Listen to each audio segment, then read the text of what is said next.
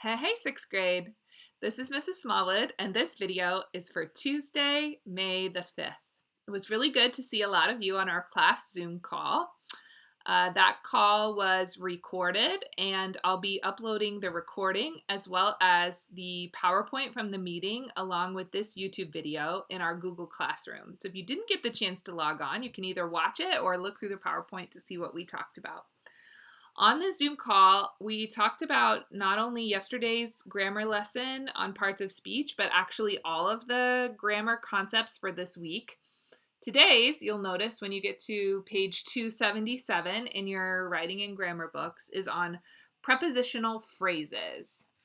A prepositional phrase is a phrase that begins with a preposition, and remember that a preposition is a word that shows the relationships between other words. So we have things like before, under, around, through, in, on, and the list goes on. In the back of your grammar books, there's a full list of all the different prepositions. So what you're going to look at today is being able to identify the preposition in the sentence and then think about what the phrase is. So under would be a preposition, and then under the bridge is the prepositional phrase. And then usually a phrase like under the bridge is telling you about something else. So you're going to do those three things: find the preposition, identify the phrase, and then notice what that phrase is telling you about.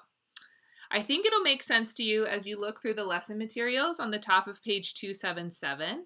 You can also, again, like I mentioned, rewatch that part of the Zoom call.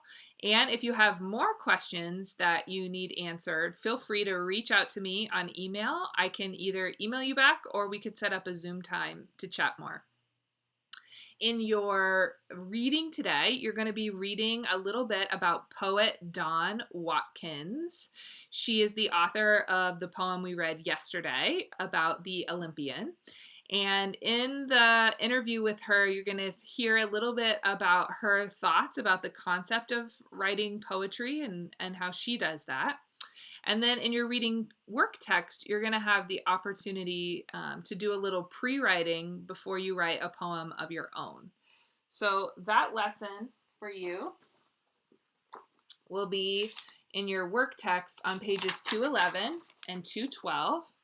You're going to give descriptive details about some prompts that they give you on 211.